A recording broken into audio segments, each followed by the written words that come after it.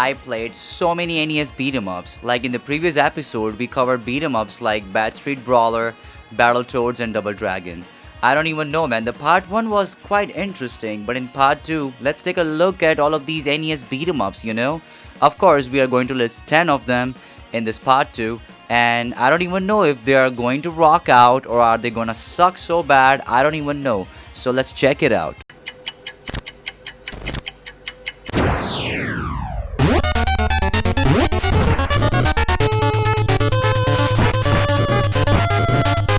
Double Dragon 3 The Sacred Stones on the NES is a challenging beat 'em up with a globe-throttling story and new characters joining the Lee brothers. The graphics are decent, but the hit detection feels clunky compared to the early entries.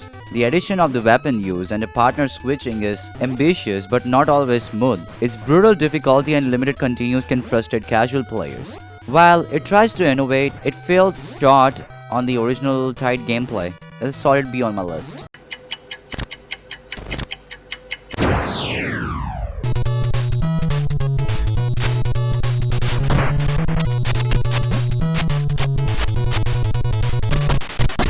Also known as River City Ransom, a fun and quirky beat 'em up with RPG elements, set in high schools full of gang fights and goofy dialogues. You can upgrade strats, buy food, use weapons, and making gameplay which makes the gameplay feel more deeper than the standard brawlers out there. It's a co-op mode, it's legendary and chaotic in its own way. The open-minded exploration and comedy gives it a massive charm. Easily one of the best NES and most unique and beloved action games, I would say. And this game deserves to be solid A on my list. Solid freaking A.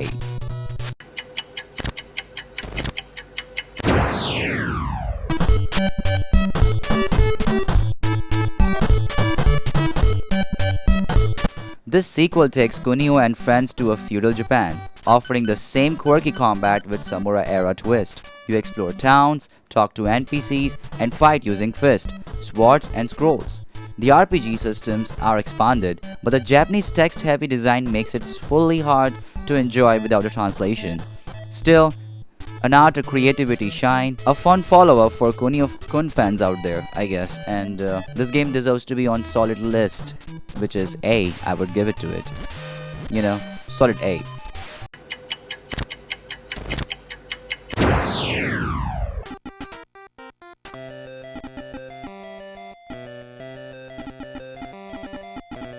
A rare entry on the Family Trainer series that uses Power Pad to simulate police chases and the movements. While the idea is fun, the execution is clunky.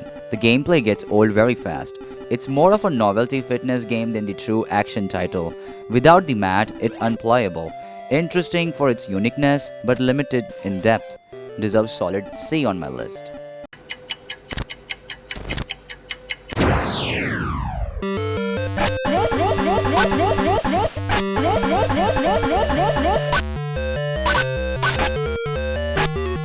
Oh god, this game. Now I don't even know what to exactly say or talk about this game to be very precise, but let me tell you man, this game is a repetitive side-scrolling brawler with stiff controls and limited moves.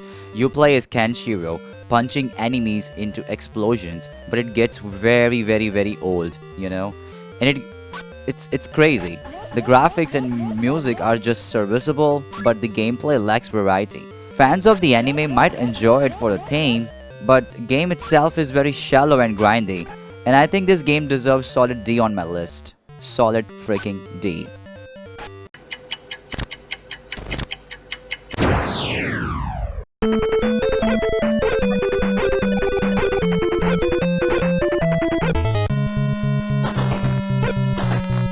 Flying Dragon, the Secret Scroll attempts an ambitious blend of platforming, beat-em-up action, and one-on-one fighting.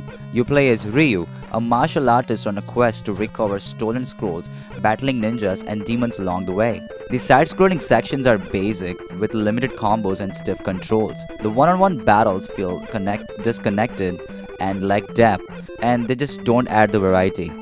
Enemy AI is very unpredictable, and hit detection can be very frustrating. The story is interesting, but it's poorly translated and it's hard to follow. The music and visuals are passable, but it's unremarkable. It's a bold concept held back by the weak execution. So I would say this game is solid D on my list. That's it.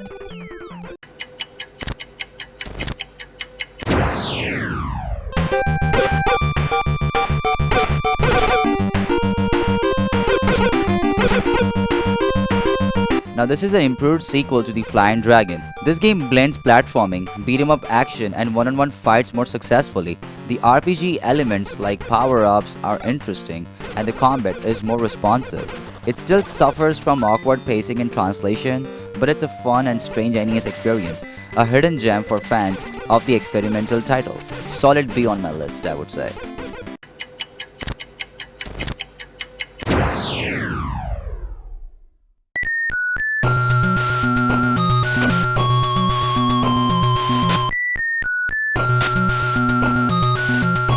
Frankenstein, The Monster Return is a gothic-themed side-scrolling action game where you fight through the demons, skeletons, and mystical beasts to stop Frankenstein's resurrected monster. The dark, airy atmosphere and haunting soundtrack sets apart from typical NES beat-em-ups. The combat starts off basic but it improves as you collect swords, magic power-ups. Enemy varieties is decent in this game, and the boss fights have cool designs, though the hit detection can be rough. The controls feel a bit of stiff, especially during the jumps, but it's manageable. The game is short but leaves a lasting impression due to its unique horror vibe. Cutscenes and storytelling are surprisingly cinematic for the NES. A spooky hidden gem worth checking out, and I would say solid A on my list.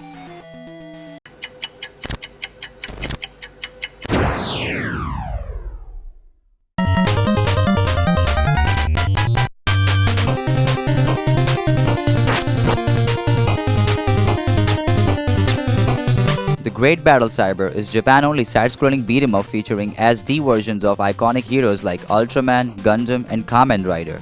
The game oozes charm with its colorful sprites, flashy animations, and smooth combat. Each character has its unique moves, adding a variety to the gameplay. While levels are a bit repetitive, the enemy designs and boss battles keeps the thing fresh. The controls are responsive and the music is upbeat and fitting.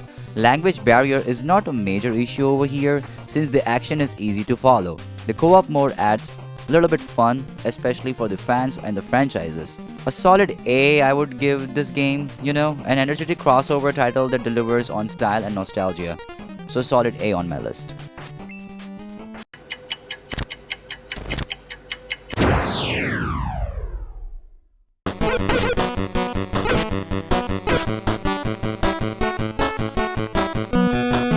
Hiryu no Ken, Ogi no Sho is a third NES entry in the series, continuing its blend of a beat-em-up and fighting game elements.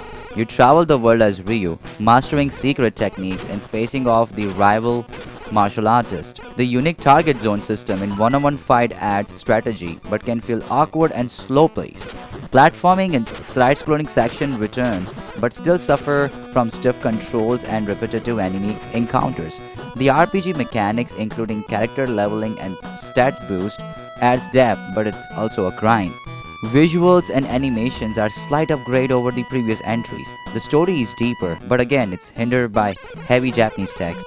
A creative sequel with mixed execution, better in parts, but still rough overall.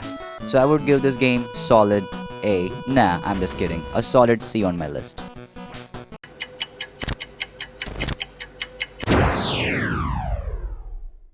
So that's it from my side, guys. If you really like this video, then do not forget to hit that like button over there. If you really made this far, do not forget to hit that subscribe button, of course, and keep on gaming and keep on loving the NES, I would say. Yeah. Bye bye bye bye. Take care.